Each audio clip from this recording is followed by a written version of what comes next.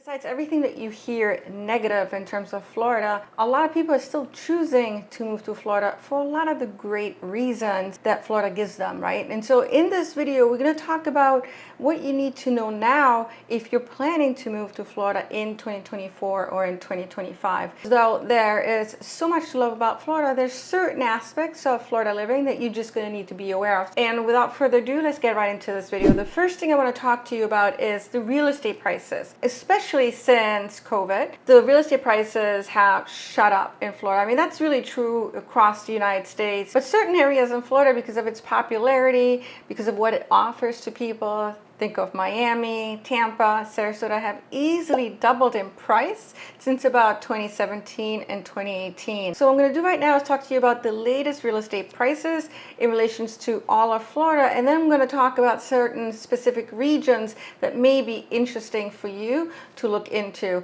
There are going to be more affordable options and there's going to be more expensive options. So a lot of this is going to be contingent upon what your budget is, of course. First off though, is the market crashing in Florida? I've done a video about this before. I think it's normalizing, and if we look at key performance stats, we compare it to 2019, it's very much on par with where things were in 2019. Let's look at the latest stats, and this is going to be for February 2024. I'm going to look at the median price for single family homes for Florida in general. So that's just going to give you an idea of how prices are trending. I'm going to compare it to the same time last year, February 2023, to first see if it's up or down. So the median price right now is $415,000. In comparison to same time last year, it was $395. So it's actually up by 5%. Some of you are going to say, well, Katrin, look at Cape Coral, or look at Fort Myers, or look at some of these other regions in Florida. Yes, so real estate is very much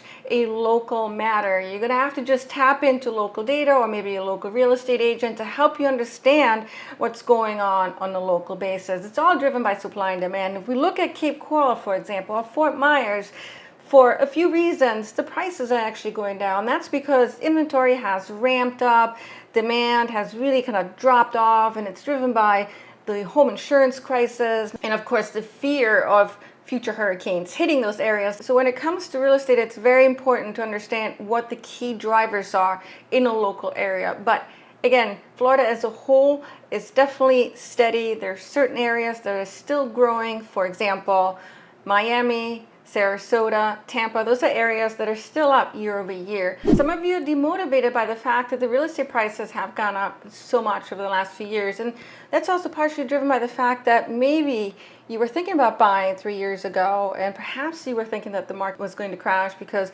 of all the media focusing on a market crash, just negative headlines, and you're thinking, well, it's just imminent. So you've been waiting for the last few years, but you're comparing the market now to the prices that were a reality 3 years ago. Here's my advice to you. Don't look at the prices from 3 years ago. You got to look forward and see if Florida still makes sense for you. Maybe you were interested in Miami, or maybe you were interested in Sarasota. Now all of a sudden you're priced out. Well, there's so many other great places to live in Florida that are not going to be that expensive. Every time you get to the southwest, southern, maybe southern eastern coast, prices are going to be very expensive. But if you still wanted to have coastal living in Florida, why not look at places such as Jacksonville?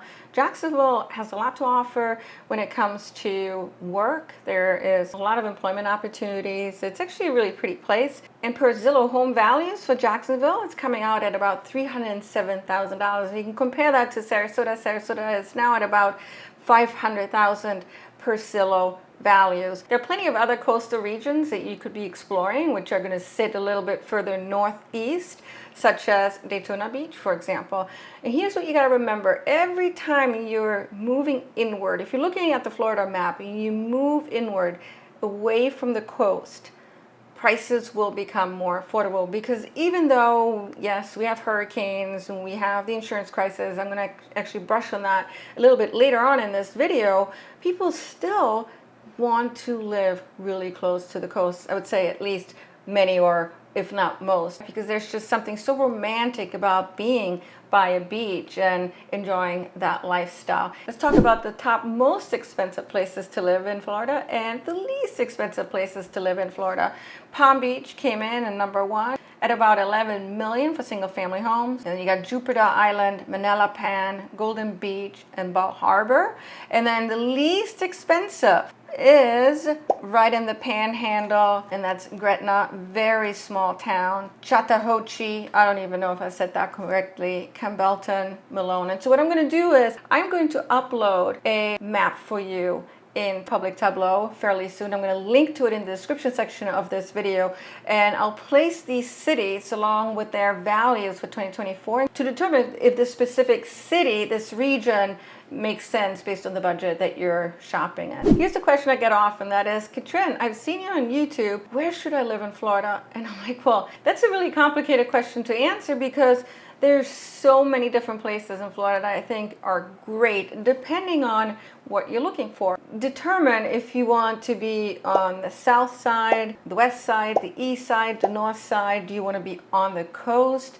Do you want to be more inland? What's your budget? And then use a process of elimination to determine what areas you should be looking in, because Florida is quite vast. There's a lot to explore, and you probably won't be able to do it even in a month's time. So there's a lot of data you can get online that is going to help you understand what areas are going to make the most sense for you. And some of it is going to be driven by your lifestyle, and of course it's also going to be driven by your budget. On the west side, we enjoy the sunsets. The east side enjoys the sunrises. So really understand also from a lifestyle perspective what makes sense for you. If you're somebody that's young, you're vibrant, you want to go out all the time, maybe you want to be really close to other employment opportunities because one never knows, well then you might want to look into the bigger cities, such as Miami, if it makes sense for your budget. If not, maybe look at Jacksonville, maybe look at Tampa. If you're somebody that's into a retirement community, maybe you don't want to do the big city anymore, look into places such as Sarasota. Sarasota is actually a nice hybrid place to live in because yes, we have a city. I consider it a smaller city, but there's so much to do in terms of the arts and the theater, and we're close to a lot of beaches. I actually always tell people that Sarasota is the one place that you can go to even if you're young, and you can stay there forever because once you retire, you're still within a community that is going to be very accepting of older people. And I would actually say that by accident, the southwest corner in Florida has become much more alluring to the younger generation. That's driven by remote work. Well, before it was definitely seen much more of a retirement community. That's all changing. And it's becoming much more of a multi-gen opportunity for people to live in. Temperatures can also vary in Florida. So if you didn't like it so hot and humid, especially in the summertime, maybe you want to live further north. You might want to consider Tallahassee or maybe even Jacksonville. Further south you are, typically the hotter it's going to get. So there's a lot for you to think about. Once you have maybe one or two regions that you want to explore, come on down, stay here for a week or two, and do it in the summertime when the weather is typically not so great, because the weather is going to be really nice here in the wintertime. That's actually the perfect weather scenario. Come the summer, very wet, very humid, a lot of rain, we got the hurricanes. So if you can survive the summer weather, which is to some people brutal, to others like myself, it's just summer. I actually kind of love it. I mean, that's what I imagine tropical life to be like. If you enjoy it just as much as me and a lot of other people, then I think it's for you. A lot of you are going to be very cognizant of the flood zone designation. Flood zone X is the preferred flood zone. Doesn't mean that if you bought a house that's in flood zone X that there's no chance of flooding ever. It just means that the probability is going to be much less. And so usually if you're financing and you're purchasing in a flood zone X, you're not going to be required to get flood insurance. Now if you're in a flood zone A, that's different. Then your mortgage provider is most likely than not going to demand that you get flood insurance, and that's just going to up the cost when it comes to insuring your house. Now, this is what you're going to have to be aware of. FEMA just recently revised many parts of their flood zone designations across Florida, and that includes Sarasota County. So I know of a lot of situations where a home was in an X, and now all of a sudden these new flood maps are coming out, and that specific home is now in an AE zone. So you're going to want to make sure that no matter where you're looking in Florida, you understand what the latest flood maps are. Absolutely, people are moving here because we have some of the most beautiful beaches, maybe even the most beautiful beaches in the United States. Of course, I'm going to say Siesta Key Beach because I live 10 minutes away from that beach, but consistently, Siesta Key Beach has been voted as one of the top beaches in the United States and sometimes one of the top beaches across the world. The sand is so powdery-like, it's white depending on how sunny it is outside. It is super soft and it typically stays cooler in the summertime. You don't necessarily have to wear sandals to walk on the sand, so that's definitely a benefit. We have the Anna Maria Island beaches. Bean Point is just a dream. It's just something out of a movie.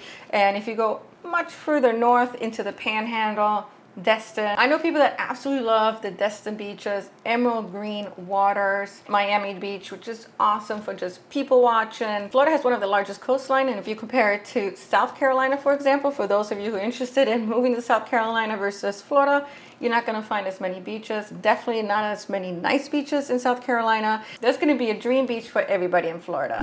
Absolutely, Florida has become much more expensive to live in, right? And for many of you, you're now priced out of living in Florida altogether because your wages haven't held up with the cost of living with where the real estate prices are at right now. But it is also true to say that for a lot of people coming out of state from places such as California and New York, Florida is almost a dream for them when it comes to the cost savings that they're able to incur. And some of it has to do with the fact that real estate prices are much more affordable, but also in Florida, there's no state income tax. Here is a year-old title that came out back in June of 2023. And the title is Leaving New York for Miami Can Save Nearly $200,000 in annual living costs. The article is written for those people who are making a lot of money and actually goes to say for people who make $650,000 moving to Miami from New York can save nearly $200,000 a year thanks to lower taxes and a cheaper cost of living. People from out of state, from certain places, for them, it is an extremely affordable place still because the alternative is way more expensive. Besides the state income tax savings that you incur living here in Florida, there's also other tax benefits such as the homestead tax. Homestead tax is an exemption of up to about $50,000 off the taxable value of a homestead property. And that also allows you to cap the tax increases by 3%, where if the property were not homestead, the taxes can easily go up by up to 10%. If you have a home right now in Florida and it is not homestead and it is your primary residence, please get a homestead because you will get tax benefits out of it, especially the cap, which is probably the best part of it, is that your taxes can only go up by up to 3%. Now, a lot of people will choose to move to Florida and make it their primary home. Also, not just because of the taxes that they're able to save living here in Florida, but they're able to homestead protect their property. And that's really attractive to a lot of people because it enables them to protect their home from judgment creditors in most cases. And what it means is, I'm just going to read this directly. This is from Chester and Barr's attorney's website. In general, this means that if a homeowner owes money to a creditor based on things like a personal or business loan from a bank, a credit card account, unpaid medical bills, or other similar claims, and the homeowner is not able to pay, the creditor cannot collect from the homeowner's homestead, either by putting a lien on the property or by forcing the sale of the property in order to pay the creditor's claim. Of course, there's some exceptions, but why do you think that major celebrities such as Trump, for example, and of course others, are making Florida their main place of residency? They're getting a lot of benefit out of it. You've already heard this plenty of times. It's all over YouTube. There's plenty of articles written about this, and that is the insurance crisis that we're dealing with right now here in Florida, especially when it comes to homeowners insurance. The prices have skyrocketed. Right now it's about $6,000 on average for somebody that owns a home here in Florida, where just a few years ago it might have been just $3,000. Every year the prices have gone up, and there's really three main reasons for it. It's because of litigations that are happening right now, fraud, and then of course just natural disasters that have happened here over the last few years. Not only has it become more expensive to insure a house here, but there's certain pockets in Florida where homes aren't even insurable anymore because insurance carriers are refusing to insure these homes in these locations. And so that's become a real issue for people living here in Florida, and for you guys that are probably watching this video thinking, I'm not even going to bother with Florida anymore because of this question mark that is homeowners insurance. So the truth is, there are not as many insurers in Florida anymore. I'm going to read you this statement here, and this is from Newsweek. Among the major insurers who have announced plans to leave Florida in the past couple of years is Farmers Insurance. Farmers has begun the process of voluntarily withdrawing about 30% of its total business in Florida, and it's the case for a lot of insurers. But not everything is doom and gloom. There's ways of purchasing a home here and not having to deal with really high costs in the homeowners insurance world. And that is really going to be driven by the location of the house. The further away you are from a coast, in an X zone, the newer the house is, especially new construction or a newer home that has impact glass or these shutters, it is much less likely that your homeowner's insurance costs are going to be high, right? Because you have already mitigated the risk of there being a lot of damage to the house in case of a hurricane. If a hurricane hits, typically the coastal areas that will sustain the most damage, and usually it's because of flooding. Once the hurricane goes over land, it starts slowing down, and so a lot of people who are, for example, purchasing homes in Lakewood Ranch, which is just a little bit further removed from the coast, they're in a new construction home. You know, on average, they're paying, really depends on, of course, the size of the house and the value of the house. But let's just say it's an $800,000 home. They're paying about $2,500 to $3,000 on homeowners insurance. If that same house were way older, maybe closer to the coast, that same premium could easily be $6,000 to $7,000. So when you're shopping for a home in Florida and you're concerned about the homeowner's insurance costs, if that matters in your budget, you're definitely going to want to look at the property location and the age of the property, and also, of course, the condition of the property. Sometimes you can get a really nice renovated home that's maybe 20, 30 years old, but it has impact glass, new roof, and that will make the homeowner's insurance costs much lower. So there's a lot that goes into it. You can talk to a homeowner's insurance agent, or you can talk to a local real estate agent as well to garner their advice. It seems like all these amazing places that somebody can live in the United States, also ridden by weather-related issues, right? In New York, for example, lots of snow, flooding, tornadoes, California, earthquakes and wildfire. And the same holds true here in Florida. We have hurricanes. The last bad hurricane was Hurricane Ian, but it's just a matter of time when the next bad one comes, and one has to be prepared. If you live really close to the coast, you're just going to want to make sure that you have insured your property. I mean, if you're so wealthy you don't care about losing it, well, good for you. But for most of us, it is important to have homeowners insurance, and if you're in a flood zone, you're going to want to get flood insurance as well. And if you're not in a flood zone, I still recommend that you think about getting flood insurance. With hurricanes, you can be safe as long as you follow orders. And so if you're somebody moving into Florida, especially if you're closer to the coast, you're just gonna want to know and understand what the evacuation plans are. Of course, you're gonna want to know what flood zone you're in, what evacuation zone you're in, and then of course what the plan is. The official hurricane season is from June 1st to November 30th, but I feel like most hurricanes typically hit right around September, October. We know at least a week in advance when a hurricane is expected to hit Florida, and so you have ample of opportunity to start preparing. And here's my advice for you. You're interested to move to Florida, come visit here many times. Come visit in the summer, as I mentioned earlier.